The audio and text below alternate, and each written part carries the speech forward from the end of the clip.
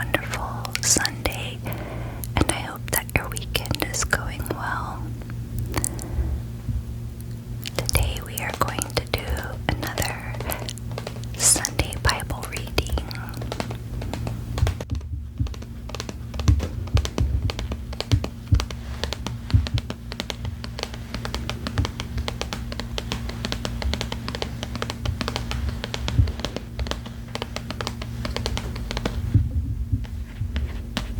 My daily Catholic Bible.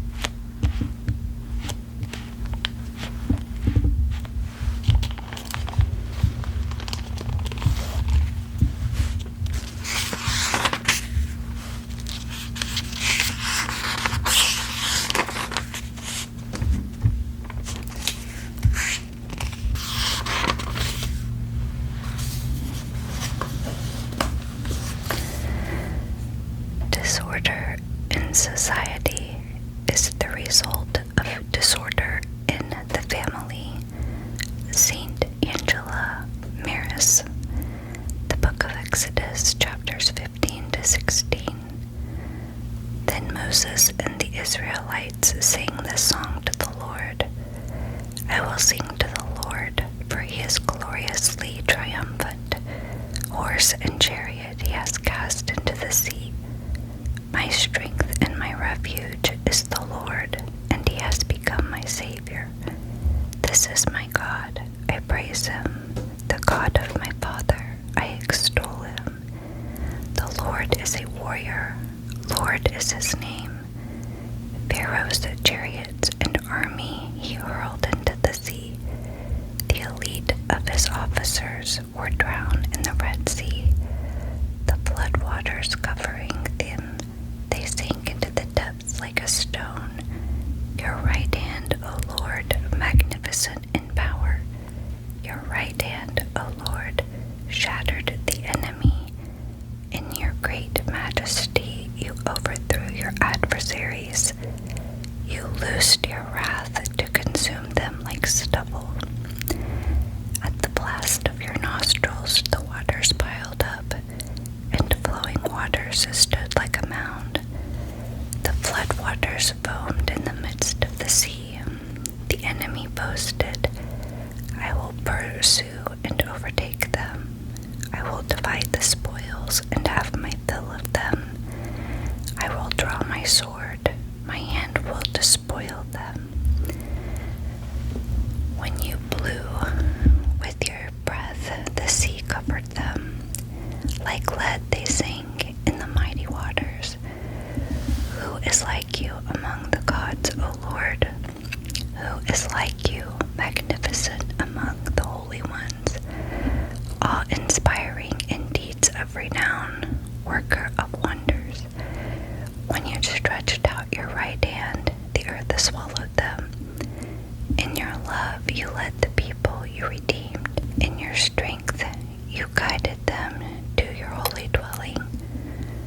The people heard and quaked. Anguish gripped the dwellers in the Philistia. Then were the chieftains of Edom dismayed. The nobles of Moab ceased by trembling. All the inhabitants of Canaan melted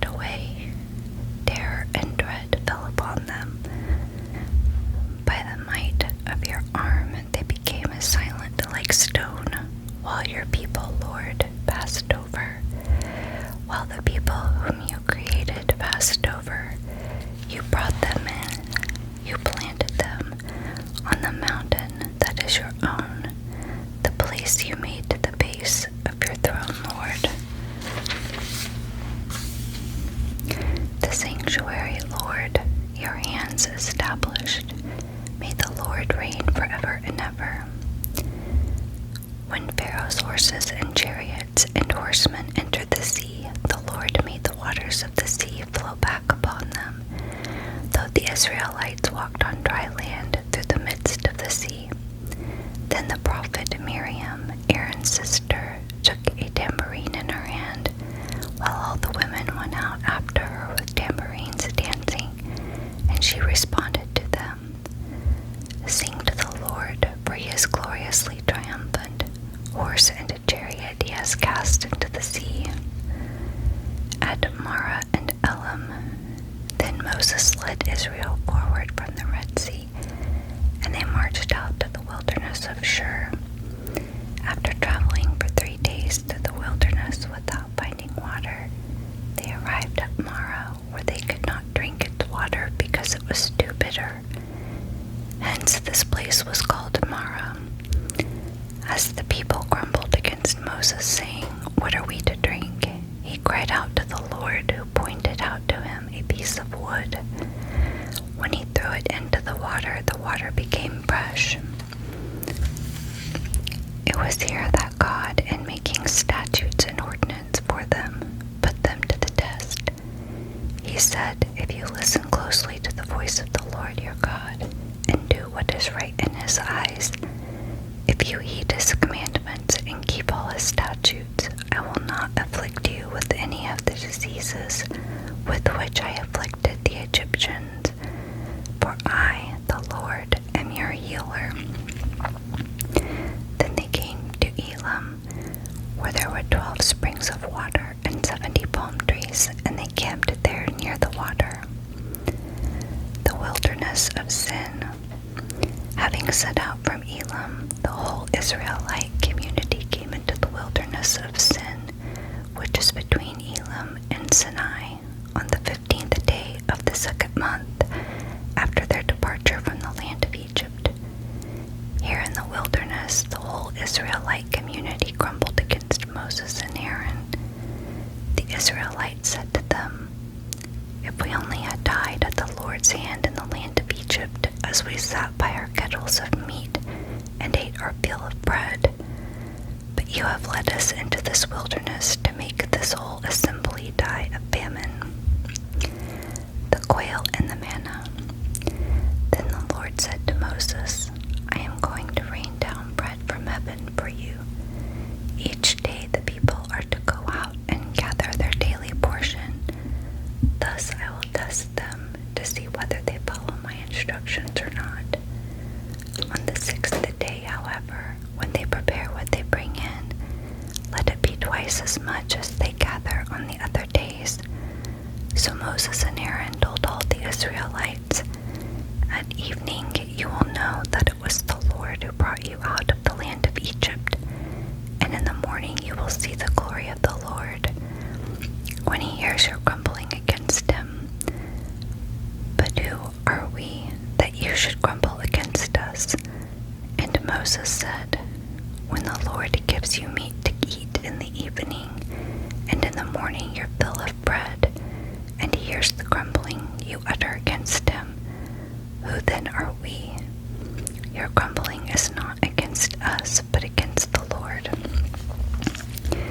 Then Moses said to Aaron, "Tell the whole Israelite community, approach the Lord, for he has heard your grumbling." But when Aaron was speaking to the whole Israelite community, they turned in the direction of the wilderness, and there the glory of God appeared in the cloud. The Lord said to Moses, "I have heard the grumbling of the Israelites. Tell them, in the evening twilight you will eat meat, and in the morning you will have your fill of bread, and then you will know that I, the Lord, am your God." In the evening you came up and covered the camp. In the morning there was a layer of dew all about the camp, and when the layer of dew evaporated, fine flakes were on the surface of the wilderness. Fine flakes like hoarfrost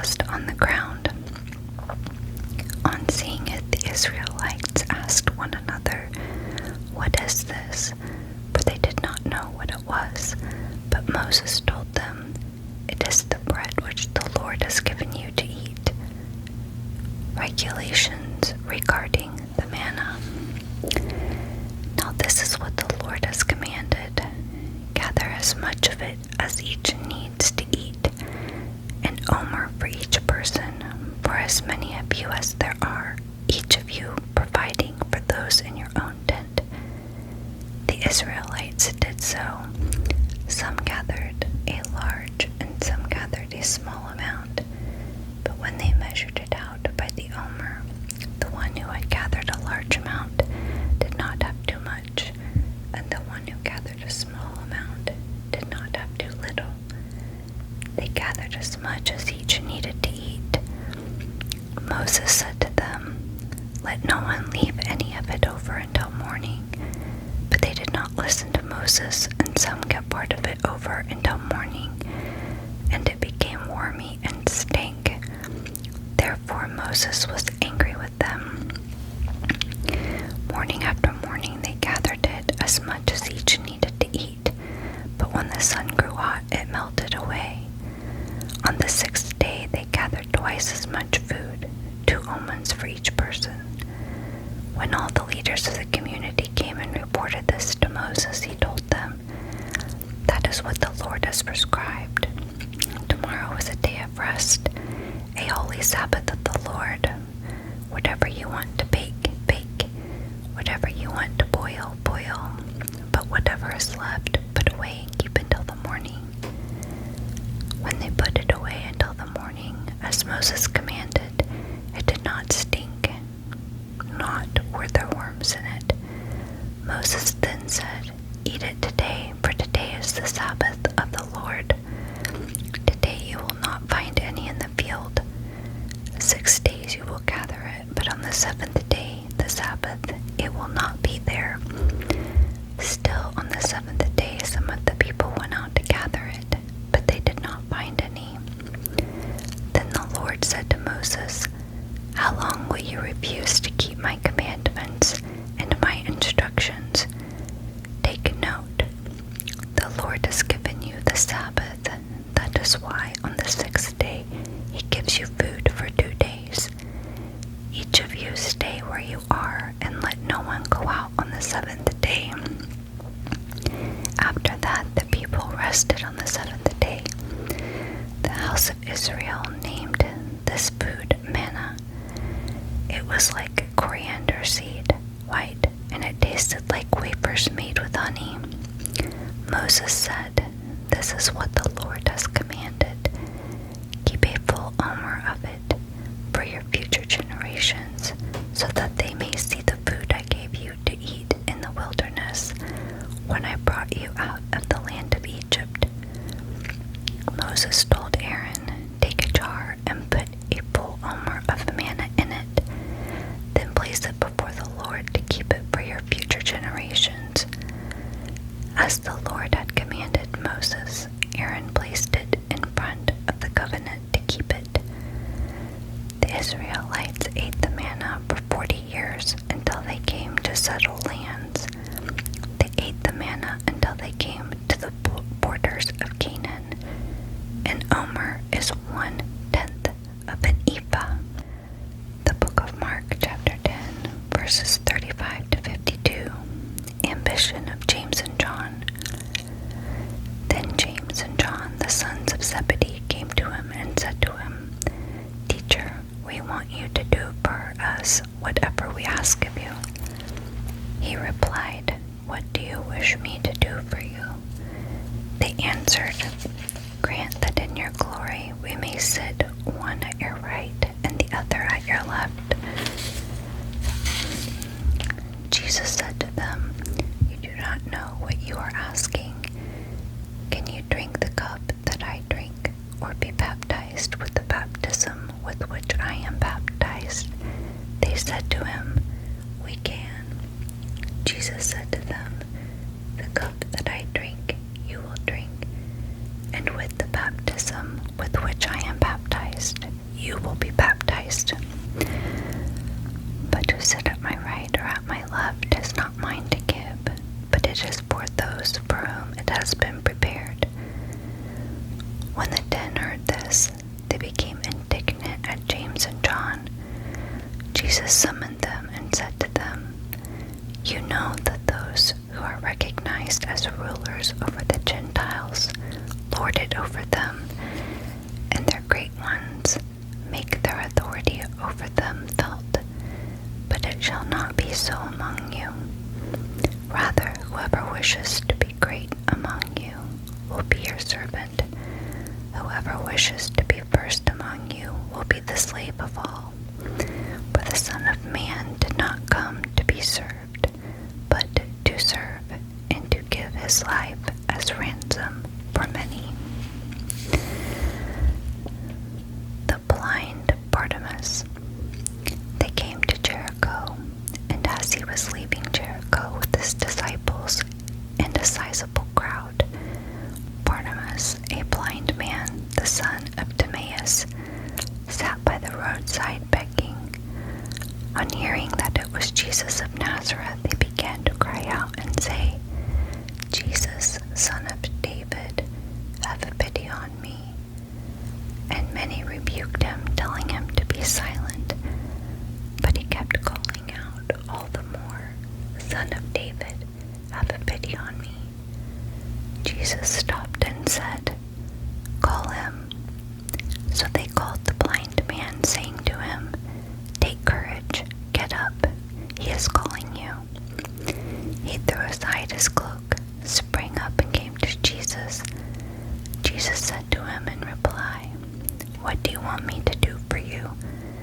The blind man replied to him, "Master, I want to see." Jesus told him, "Go your way, your faith has saved you." Go your way, your faith has saved you. Go your way, your faith has saved you. Immediately he received his sight and followed him on the way.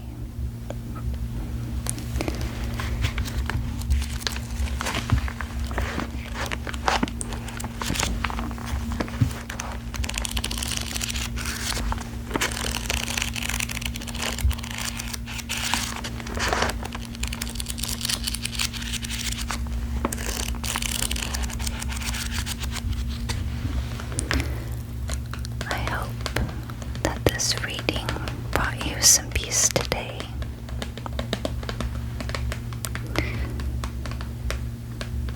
I hope that you have a wonderful rest of your Sunday and a fabulous day